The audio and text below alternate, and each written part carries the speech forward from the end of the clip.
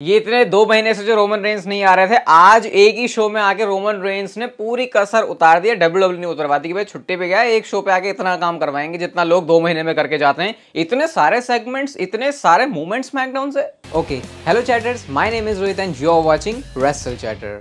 तो इस वीडियो में गाइस हम लोग बात करने वाले हैं आज ये स्मैकडाउन के शो के बारे में, जो कि हमको पहले से पता था एक बहुत तगड़ा शो होने वाला है। सबसे पहले जो शो की स्टार्टिंग है वो करते हैं 16 time world champion, the greatest of all time John Cena. John Cena ring में आते हैं और वो वेलकम करते हैं सारे लोगों को स्मैकडाउन में। लेकिन इससे पहले कि जॉन सीना ज्यादा कुछ बोलते तभी थीम सॉन्ग प्ले होता है रिटर्निंग ट्राइबल चीफ का। रोमन रेंस की एंट्री होती है शाही तरीके से और क्राउड उनको बू कर रहा था ऑब्वियसली, क्योंकि उन्होंने जॉन सीना को इंटरप्ट किया था और इस समय नेगेटिव कैरेक्टर में चल रहे हैं। लेकिन इतना टाइम बाद क्राउड को देख के खुश होना चाहिए था भाई, बू थोड़ा सा गलत कर दिया उनको। रोमन रेंस रिंग में आते हैं और जॉन सीना को बताते हैं, ए बच्चे तू मेरे शो में आया है और तुझे पता नहीं है ये कैसे करते हैं। उसके बाद रोमन रेंस अपनी तरीके से जो है इंट्रोडक्शन है उसको करते हैं और बताते हैं कि मैं गया था छुट्टी पे तो इस वजह से तू यहां पर आया और उतने टाइम में तूने अपने आप को गोट का स्टेटस दे दिया है। गोट मैं हूं, मैं ट्राइबल चीफ हूं, मैं सब कुछ हूं, मैं थोड़े टाइम के लिए गया था, इस वजह से तू यहां पर थोड़ा सा टाइम मिल गया है। अब वो कहते हैं जॉन सीना से, देख भाई पहले ही हम अपना मामला सारा सेटल कर चुके हैं, मैं तुझे मार चुका, हरा चुका, अब मुझे तेरे से ज्यादा कुछ बिजनेस नहीं करना, तू चले जाए यहाँ से। सिंपली मैं तुझे बोल रहा हूँ, नहीं तो मैं तुझे मार मार के भगा दूंगा यहाँ से। अब जॉन सीना ने ये सारी बातें सुनी तो उसके बाद वो उनको कहते हैं मैं तेरे को कोई चैलेंज नहीं करने वाला यहाँ पे, मैं कुछ नहीं चाहता तेरे से, मैं एक्नॉलेज करने वाला हूँ। और वो उनके वो जो टाइटल रेन है उसको अप्रिशिएट करते हैं, उसको प्रेज करते हैं और कहते हैं तेरे पास 1100 दिनों का टाइटल रेन हो चुका है, तो ये सच में ग्रेटेस्ट ऑफ ऑल टाइम जैसी अचीवमेंट है। लेकिन वो एक कर्व बॉल थ्रो करते हैं जॉन सीना की लैंग्वेज में बोला जाए तो, और वो कहते हैं भले ही मैं इस टाइटल के लिए मैंने इसको अर्न ना किया चैलेंज करने के लिए, लेकिन एक बंदा है जिसने इस चीज को अर्न किया है। और तभी थीम सॉन्ग प्ले होता है एलए नाइट का और फाइनली वो चीज होने जा रही है जिसके लिए फैंस पिछले कुछ महीनों से एटलीस्ट सोशल मीडिया पर तो बहुत सारे सवाल उठा रहे थे डब्ल्यूडब्ल्यू से।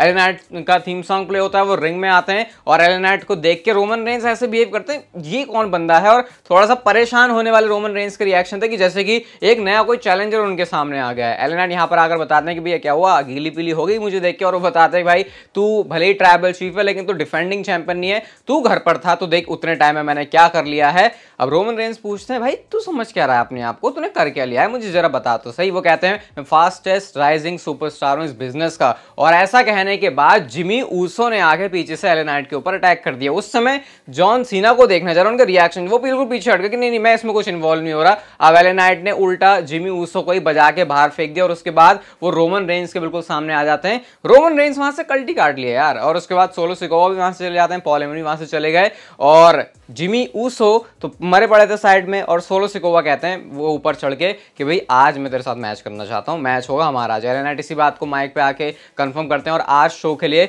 सोलो सिकोवा और ये जो एलए नाइट है उनका मैच डब्ल्यूडब्ल्यू ने ऑफिशियल कर दिया था। अभी शो पर और बहुत मस्त मस्त चीजें होनी बाकी थी, उसके लिए वीडियो से बिल्कुल चिपके रहना। इसके बाद होता है returning tag team Elton Prince and Kit Wilson यानी कि Pretty Deadly versus Butch and Ridge Holland का मैच। और एल्टन प्रिंस ने आज इतनी ज्यादा नकली एक्टिंग करी कि भाई जैसे कि वो दोबारा से इंजर्ड हो गए, लेकिन वो हुए नहीं थे, इसका फायदा उठा के उन्होंने इस मैच को जीत लिया। प्रिटी डेडली को देख के मजा जरूर आता है और मुझे फाइनली देख के भी अच्छा लग रहा है कि उनकी जो इंजरी है वो फिक्स हो चुकी है। अगर वो ना होती तो शायद अब तक वो नेक्स्ट लेवल पर एक टैग टीम जा सकती थी। इसके बाद गाइस बैक स्टेज से कार्लिटो का सेगमेंट भी था, जहां पर कार्लिटो के हाथ में अपना सेब होता है, बॉबी लैशली आए और कार्लिटो उल्टा उनको ही चैलेंज कर देते हैं। उसके बाद स्ट्रीट प्रॉफिट्स ने उनको बजा दिया और ये यहां से पता लग रहा है कि Carlito, Bobby Lashley, Street Profits, LWO इनके जो बिजनेस है वो यहां पर अभी भी स्टिल है अनफिनिश्ड। इसके बाद गाइस शो पर बैक स्टेज सेगमेंट आता है रोमन रेंस का, उनकी ब्लड लाइन का। रोमन है, सोलो सिकोवा है, पॉल हेमन है और साथ में जिमी ऊसो भी वहां पर बैठे हुए हैं। इनके बीच में बात हो रही है और एक तरीके से जिमी ऊसो को वो ये समझाने की कोशिश कर रहे हैं, पहले तो वो खुद कंफ्यूज है कि ये है क्यों यहाँ पे। देख के ऐसा लग नहीं रहा था कि जिमी ऊसो को रोमन रेंस से कोई डर है, और ये रोमन और जिमी का जो रिलेशनशिप है वो बहुत कंफ्यूजिंग चल रहा है। अभी 1 घंटे के अंदर अंदर या तो अभी तक आपको डिस्क्रिप्शन मिल जाएगा असली अखाड़ा का पॉडकास्ट पूरे स्मैकडाउन के बारे में, साथ में ये इस चीज के ऊपर स्पेसिफिक है कि रोमन और ये जिमी ऊसो का ये रिलेशन चल कैसा रहा है, इसका फ्यूचर क्या है। तो यहाँ पे वो यीट भी करके उन्होंने बोला तो रोमन रेंस को इस बात से बड़ा गुस्सा भी आता है, अबे यार ये क्यों बोल रहा है, मुझे ये चीज बोलनी पसंद नहीं है। फिर वो ये बताते हैं यार ये तो डिसरिस्पेक्टफुल है, जे ऊसो हमारे साथ था अब वो उधर कोडी रोड्स के साथ उल्टा टैग टीम में, इससे बुरा थप्पड़ हम लोगों के लिए क्या होगा। वो बताते हैं कि उनको एग्जैक्टली इस समय कैसा फील करना चाहिए, लेकिन जो वो यीट बोलते हैं ना रोमन रेंस को वो चीज बिल्कुल भी पसंद नहीं आई। बट ऐसा नहीं था कि वो जिमी ऊसो के मुंह से निकल गया है, वो इंटेंशनली था। वो सब कुछ कवर होगा असली अखाड़ा पॉडकास्ट में, तो डिस्क्रिप्शन आप लोग चेक कर लेना, 1 घंटे के अंदर जो एपिसोड है वो आ जाएगा। इसके बाद बेली और जेलिना वेगा का मैच होता है, क्योंकि बैक स्टेज जो है बेली आके इंटरप्ट कर देती है और इतनी गंदी एक्टिंग की थी ना बैक स्टेज जेलेना वेगा ने, मैं क्या ही बोलूँ उसके बारे में। मैच के रिजल्ट की बात करें तो बेली ने इस मैच को जीत लिया है और उसके बाद डैमेज कंट्रोल अटैक कर रही होती है, लेकिन शार्लेट फिर वहां पर आती है जिन्होंने सेव किया और शार्लेट के आते सब लोग वहां से सरक लेते हैं। इसके बाद गाइस शो पर आती है ट्रिपल एच की अनाउंसमेंट, और ये अनाउंसमेंट के अराउंड बहुत ज्यादा हाइप पहले से ही थी। मुझे वैसे स्मैकडाउन शुरू होने से पहले पता चल गया था यहाँ पे क्या होने वाला है, बट यस ये एक ऐसी चीज थी जो कि WWE ने कोई सोच समझ कर करी हुई है। सबसे पहले ट्रिपल एच आते हैं और वो बताते हैं यार कितना बढ़िया लगता है जब भी मैं रिंग में आता हूँ, सारे के सारे लोग चीयर कर रहे हैं, तो ये वाली जो फीलिंग है इसको बताया नहीं जा सकता। वो बड़े खुश हैं इस चीज के लिए। वो क्राउन जूल की बात करते हैं, फास्ट लेन की सक्सेस की बात करते हैं, सर्वाइवर सीरीज की बात करते हैं, सीजन प्रीमियर की बात करते हैं, और रिंग में उनके साथ खड़े होते हैं एडम पियर्स। उनको अप्रिशिएट करते हैं कि कैसे इस बंदे ने पिछले काफी कुछ टाइम से बहुत अच्छा काम किया है और अब बारी आती है इसके प्रमोशन की, तो उन्होंने उनको बना दिया है रॉ का जनरल मैनेजर। अब मैं सोच रहा हूं ये सच में एक प्रमोशन है, क्योंकि इससे पहले भी तो एडम पियर्स स्मैकडाउन और रॉ दोनों ब्रांड के लिए एक तरीके से बिना जनरल मैनेजर का टाइटल लिए जनरल मैनेजर का ही काम कर रहे थे, लेकिन उनको स्पेसिफिक जो है रॉ ब्रांड का जनरल मैनेजर बना दिया है। और वो कहते हैं कि अब जब रॉ के जनरल मैनेजर की बात हो गई है तो स्मैकडाउन के जनरल मैनेजर की भी बात करते हैं, तो तभी थीम सॉन्ग प्ले हो गया डोमिनिक मिस्टीरियो का। लेकिन इसका मतलब ये नहीं कि डोमिनिक मिस्टीरियो जनरल मैनेजर। वो कहते हैं भाई तुम सब मिलकर क्या कर रहे हो, टैग टीम टाइटल्स के लिए तुमने स्क्रू कर दिया जजमेंट डे को, अब ये कोडी और जे आज टाइटल्स को डिफेंड कर रहे हैं जो कि जजमेंट डे की है, तुम ऐसा कर कैसे सकते हो। सारी बातें जो वो कर रहे हैं और बहुत तगड़ी वाली बू मिल रही होती है। इस पर ट्रिपल एच कहते हैं यार मतलब उन्होंने शॉट्स ले लिए उन लोगों पर जो कि कहते हैं कि डोमिनिक मिस्टीरियो के लिए अलग से WWE बू का साउंड ऐड करती है। वो उन्होंने यहाँ पे इसके ऊपर भी शॉट लिया और साथ में बताते हैं यार ये तो बहुत तगड़ा है सच में, ये तो सुन के बहुत लग रहा है, ये बोल क्या रहा है मुझे तो समझ भी नहीं आ रहा। वो लगातार एडम पियर्स से पूछ रहे होते हैं कि भाई ये कह क्या रहा है, कह क्या रहा है, जरा समझा तो सही मुझे। इसके बाद क्या होता है, वो स्टिल रिंग में आके जो है पंगे वंगे कर रहे हैं। ट्रिपल एच फिर से समझाते हैं डोमिनिक मिस्टीरियो को कि भाई तू गलत बंदे से बात कर रहा है, मैं इसमें कुछ नहीं कर सकता, जरा मुझे बताने तो दे कि कौन इसको हैंडल करेगा। तो वो जनरल मैनेजर को इंट्रोड्यूस करते हैं और ये होते हैं निक ऑल्डिस। अगर आपको पता होगा WWE से बाहर भी TNA या फिर इंपैक्ट रेसलिंग अगर आपने देखी होगी तो ब्रूटस मैग्नस के नाम से आपने बहुत अच्छी तरीके से जानते होंगे। अलग ही तरीके के कैरेक्टर ये दिखते हैं हमेशा ही, तो यहाँ पे इनको जनरल मैनेजर का रोल दिया। बड़ा सस्ता सा, लेकिन ये ट्रिपल एच ने इसको अनाउंस किया। शायद WWE खुद इसको बहुत ज्यादा बड़ा चढ़ा के नहीं दिखाना चाह रही थी। इसके बाद वो सबसे हाथ पाथ मिलाते हैं और कहते हैं हेल्दी कॉम्पिटिशन रखेंगे एडम पियर्स के साथ। और डोमिनिक मिस्टीरियो ने फिर से आकर उनको इंटरप्ट करते, कहते तू है कौन भाई, क्या बात कर रहा है, और ये टाइटल भी इस सब का तो मुझे बता। यहाँ पे आके निक ऑल्डिस ने ट्रेड की भी बात करी, जैसे कोडी रोड्स ने जे उसो को मंडे नाइट रॉ पर लेके गए, तो स्मैकडाउन से भी स्मैकडाउन में कोई सुपरस्टार आना था रॉ का, तो सुपरस्टार के ऊपर वो आने वाले होते हैं, लेकिन बार बार उनको बोलने नहीं दे रहे डोमिनिक मिस्टीरियो। और एक तो बड़ा मस्त हो गया, ट्रिपल एच ने माइक पकड़ के डोमिनिक को दूसरा गया ये इससे सुन जरा, इससे शायद जो आवाज है वो आ जाए, लेकिन वो ट्रिपल एच बड़े सार्काज्म में कर रहे थे। उसके बाद जो है इंट्रोडक्शन तो करने दिया नहीं, सीधा ही केविन ओवेंस का थीम सॉन्ग प्ले हो गया और आते ही उन्होंने डोमिनिक मिस्टीरियो को स्टनर बजाया और ऐसा लोग आपस में हाथ पाथ मिला रहे हैं। और जैसे मैं कहता हूँ एंड में पिटना तो डोमिनिक मिस्टीरियो ही है, तो वही चीज यहाँ पे होती है। इसके बाद फिर से हम रोमन के पास चले गए बैक स्टेज। अब रोमन रेंस कह रहे ये मेरा शो है, ये चल क्या रहा है यहाँ पे, मैं कुछ टाइम के लिए गायब था, केविन ओवेंस क्यों आ रहा है, ये मेरे शो पर मेरी इजाजत के बगैर चीजें कैसी हो रही, इस चीज से वो बहुत ज्यादा परेशान है। और वो जिमी ऊसो से कह रहे भाई तू यहाँ बैठ के पानी पी रहा है क्या, मतलब क्या चल रहा है ये। वो इतने फ्रस्ट्रेटेड लग रहे थे रोमन रेंस, और उस पर फिर से वो यीट बोल के चले गए, तो रोमन रेंस को फिर गुस्सा आ गया, भाई अब ये चीज दोबारा रिपीट मत करना, पहले उन्होंने बोला था लेकिन फिर से जाके उसको बोल जाते हैं। तो लगातार छेड़खानी जिमी ऊसो की चल रही है रोमन रेंस के साथ, ये बावजूद दिखाने के कि वो उनके साथ हैं, बट मामला यहाँ पर कुछ और ही है। अगेन इस चीज को डिस्कस करेंगे पॉडकास्ट में।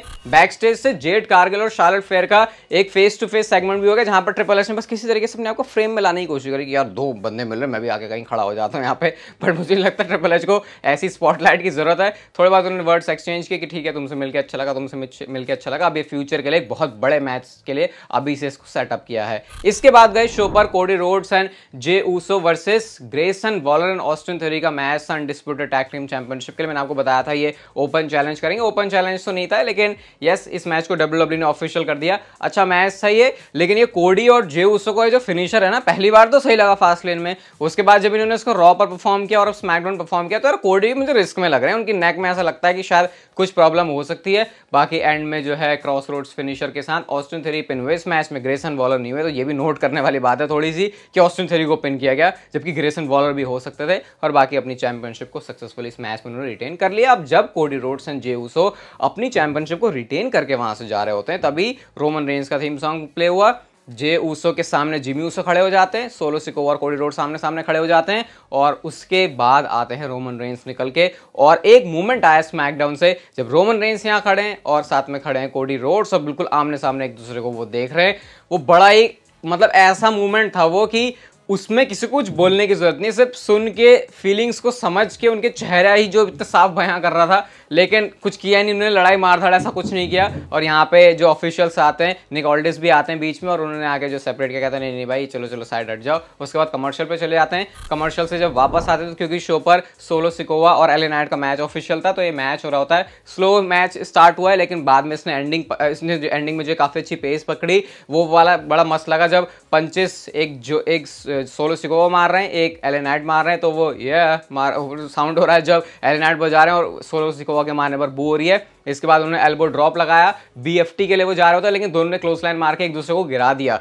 इसी मूवमेंट पर जिमी ऊसो आ गए। तो भाई वो ऐसा तैयार हो रहे हैं जैसे कि अब वो जो है एले नाइट को स्पीयर मारेंगे, लेकिन वो स्पीयर के लिए भाग रहे होते हैं। अचानक से जॉन सीना दिखते नहीं है किसी को, आज वो उन्होंने प्रूफ भी कर दिया, पता नहीं अचानक से कहां से वो निकल के आए, कैमरा एंगल मतलब उनकी तरफ नहीं था, और उन्होंने अपना फिनिशर एटीट्यूड एडजस्टमेंट लगा दिया। इसके बाद क्या होता है, सोलो सिकोवा ने समवन स्पाइक मारा जॉन सीना को, और भाई इतना गंदा सेल था ये जॉन सीना का, मतलब चलो ठीक है John Cena is great wrestler, great talent, great in ring talent, लेकिन ये बड़ा फीका, पता नहीं किसकी गलती थी, लेकिन ऐसा लगा जॉन सीना कभी कभी ऐसा सेल करते लगता है ये क्या हो रहा है। तो वही चीज यहाँ पे थी, जॉन सीना तो चले गए अपना साइड में, और उसके बाद एले नाइट ने बीएफटी मारा सोलो सिकोवा को, और इस मैच में उन्होंने विक्ट्री ले ली। सेलिब्रेट कर रहे होते हैं, out of nowhere Roman Reigns भी आया और उन्होंने बजा दिया एले नाइट को स्पीयर। और स्मैकडाउन की क्लोजिंग कुछ ऐसी होती है, जब रोमन रेंस के हाथ में टाइटल था और उन्होंने ऐसे रेस किया था, तो एले नाइट को दिखाना है कि ये इसके लिए जाएगा, तो इसके लिए ये क्या करने वाला है, ये तेरे बस की नहीं है। अब इससे भी ज्यादा अगर आपको डिटेल वर्जन चाहिए तो अगेन पॉडकास्ट में सब कुछ डिस्कस होगा, जिमी ऊसो और ये रोमन रेंस की रिलेशनशिप के बारे में भी डिस्क्रिप्शन में मिल जाएगा आपको। ये वीडियो गाइस अगर आपको अच्छी लगी तो इसे लाइक शेयर सब्सक्राइब और नोटिफिकेशन बेल को ऑन कर दो, and I will see you guys in my next video.